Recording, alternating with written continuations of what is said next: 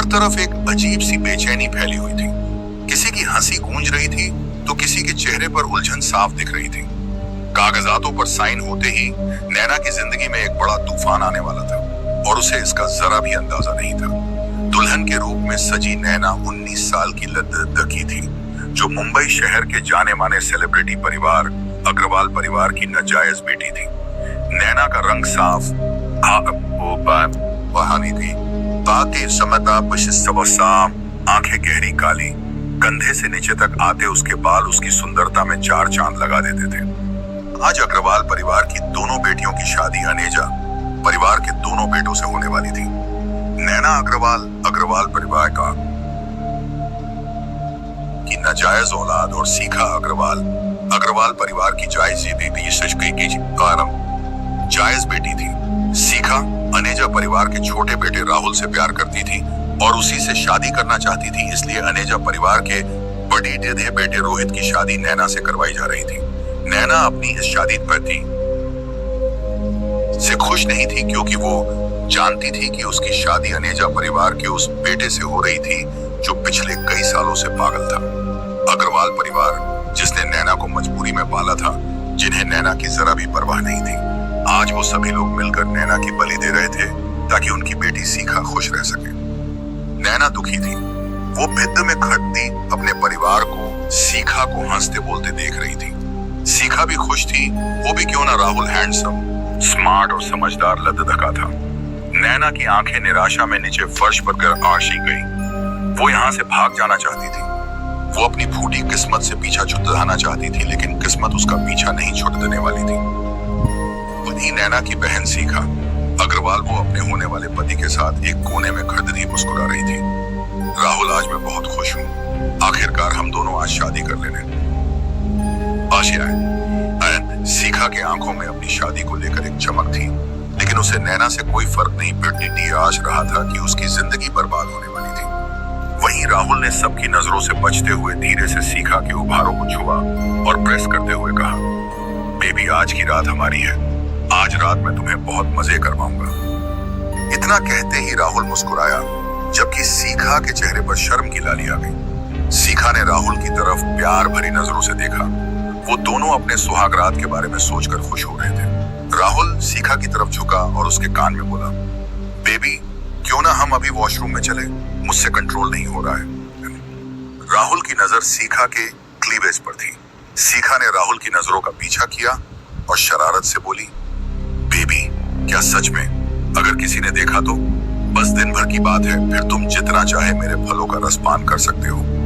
राहुल ने सुना और स्माइल के साथ साथ उसकी आंखों में कामुकता की चमक उभरी। सीखा मुस्कुरा रही थी।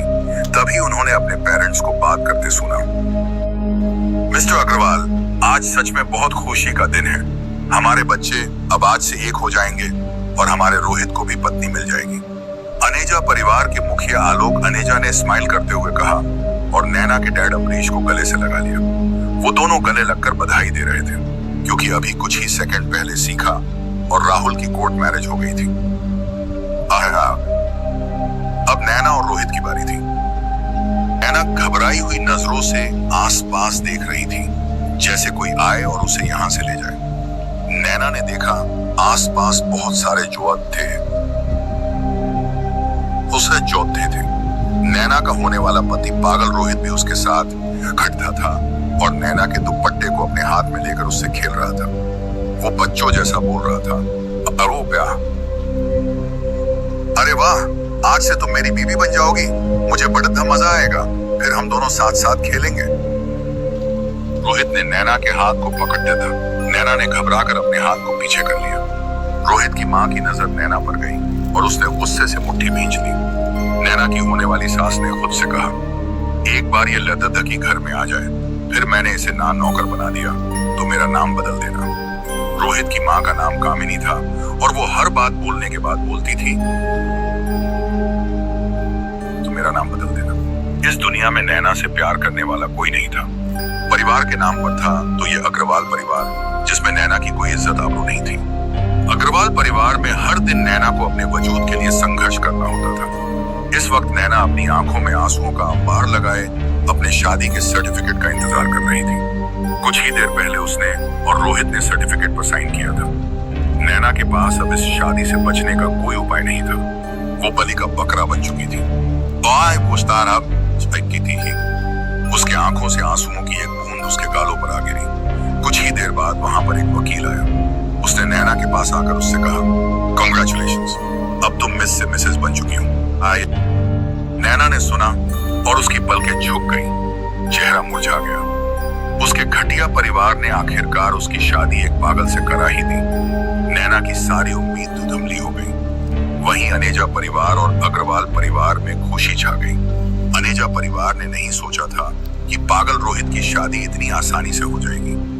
पागल रोहित के लिए अनेजा परिवार को बहू नहीं नौकरानी चाहिए थी, एक परमानेंट नौकरानी, और उसके लिए नैना नैना बेस्ट चॉइस थी। वो सभी मुस्कुरा रहे थे कि तभी वकील ने बात पूरी करते हुए गंभीरता से नैना से कहा, नैना लो, इस रजिस्टर पर सिग्नेचर कर दो अपने पति वेदांश के नाम के सामने। वेदांश। नैना के दिल की धड़कन तेज हो गई। परिवार के सभी लोग हैरान हो गए और सन्न रह गए। उसकी आंखें चौड़ी हो गई। उसके सामने की दुनिया एक झटके में धुंधली हो गई। रोहित कहाँ गया? यह वेदांश कौन था? उसकी शादी तो रोहित से होने वाली थी। रोहित उसके पल्लू को पकड़ी दे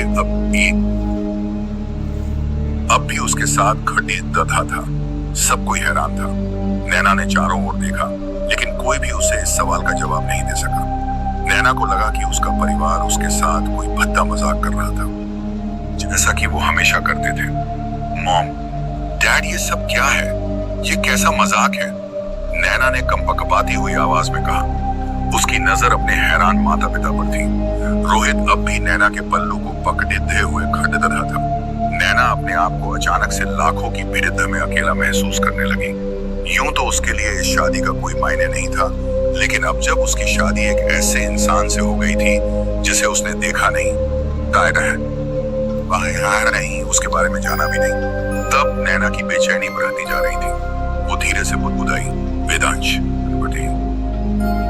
वेदांश ये नाम ना केवल नैना के लिए बल्कि पूरे अग्रवाल परिवार के लिए अनसुना सा था। अनेजा परिवार के मुखिया आलोक अनेजा ने हैरानी से और गुस्से में सामने खड़े दे वकील से कहा, वकील साहब, ये क्या बकवास कर रहे हैं आप? नैना रोहित की पत्नी है। वो अब अनेजा परिवार की बढ़ती बहू बन चुकी है। नैना की सास और रोहित की माँ सास शेष को मिसेस कामिनी अग्रवाल ने गुस्से से अपने पति की बातों को सुनकर सहमति जताते हुए वकील से कहा, क्या बक रहे हो तुम? अपना रजिस्टर दोबारा चेक करो। ये लद्दाखी नैना मेरे बेटे की पत्नी है। मेरे बेटे से जुद्ध चुकी है। कामिनी इस बात से नहीं दुखी थी कि नैना उसकी बहू नहीं बनी। कामिनी को इस बात का दुख था कि उसका नैना को नीचा दिखाने का सपना टूट गया था। वो नैना से नफरत करती थी। वकील ने उन सब की बात सुनी और अपने रजिस्टर में दोबारा देखा। नैना सन्न सी खड़दधी आंखों में आंसू लिए और अपनी किस्मत पर रोती हुई वकील को देख रही थी। वकील ने पन्ने पलटे, कुछ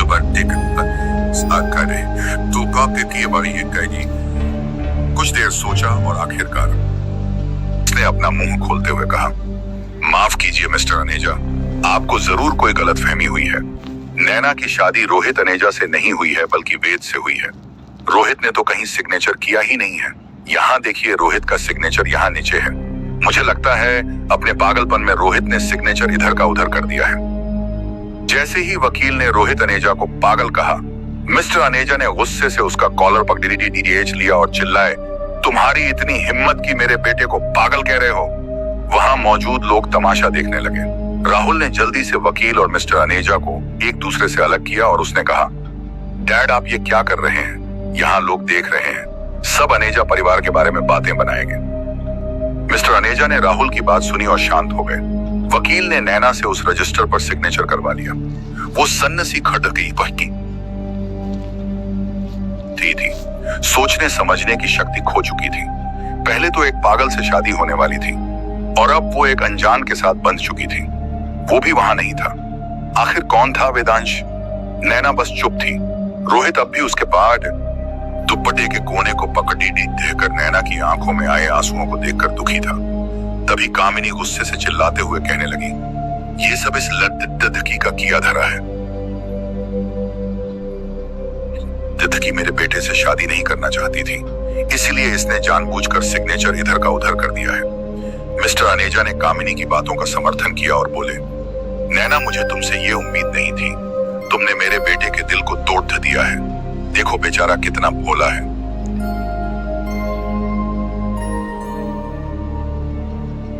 नैना कुछ बोल नहीं पा रही थी।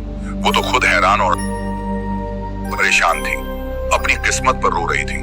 तभी नैना की सौतेली माँ अमरावती ने नैना का हाथ जोर से पकड़ा और उसके हाथ को पकड़ कर जबरदस्ती खींचते हुए बाहर ले जाने लगी। वो गुस्से में नैना से कह रही थी, तुम्हारी हिम्मत कैसे हुई सिग्नेचर में हेर फेर करने की? हाँ, तुम्हें पाल पोष कर बड़डिद्धा किया है और तुम ये सिला दे रही हो।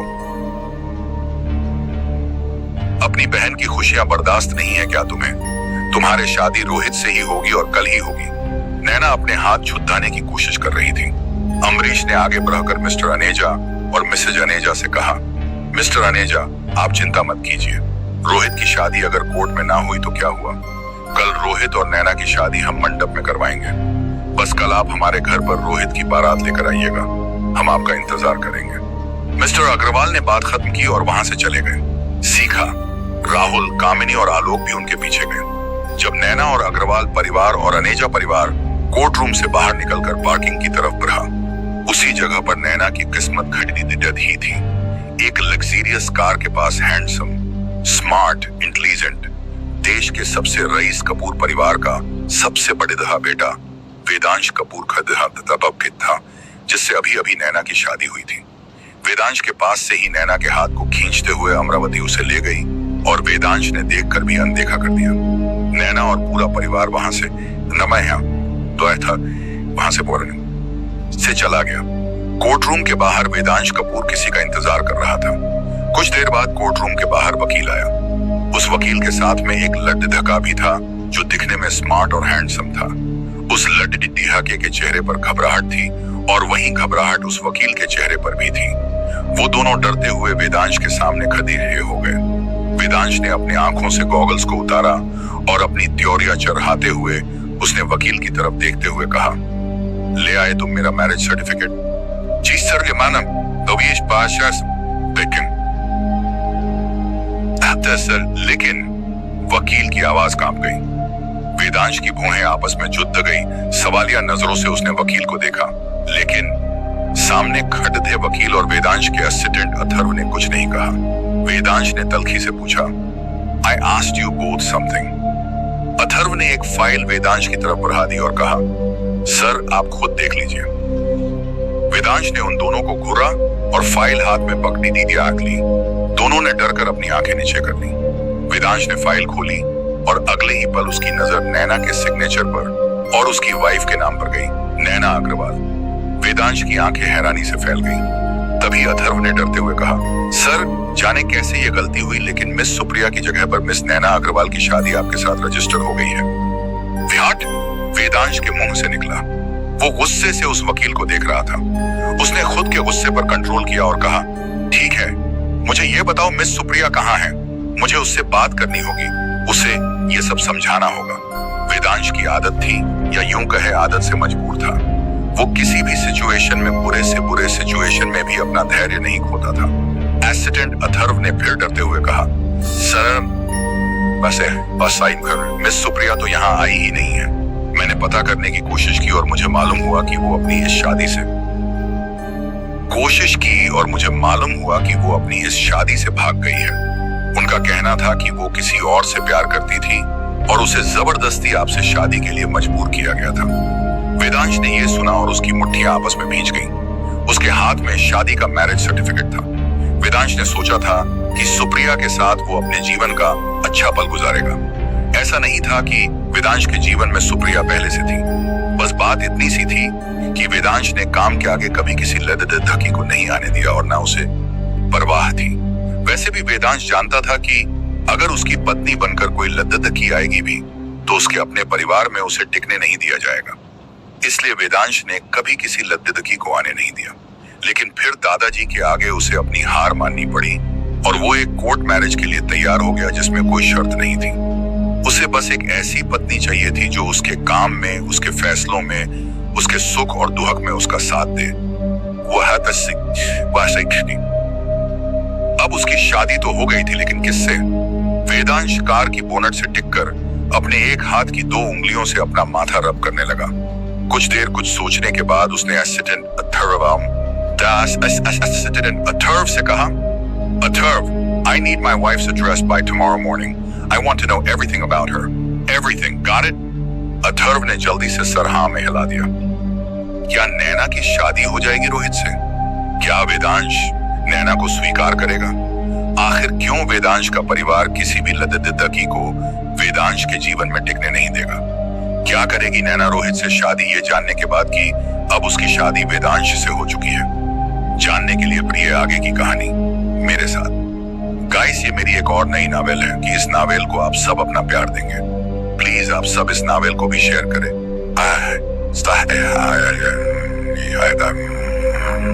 और कमेंट्स में जरूर बताइए कि स्टोरी पसंद आ रही है या नहीं। मैं आप सबके कमेंट्स का इंतजार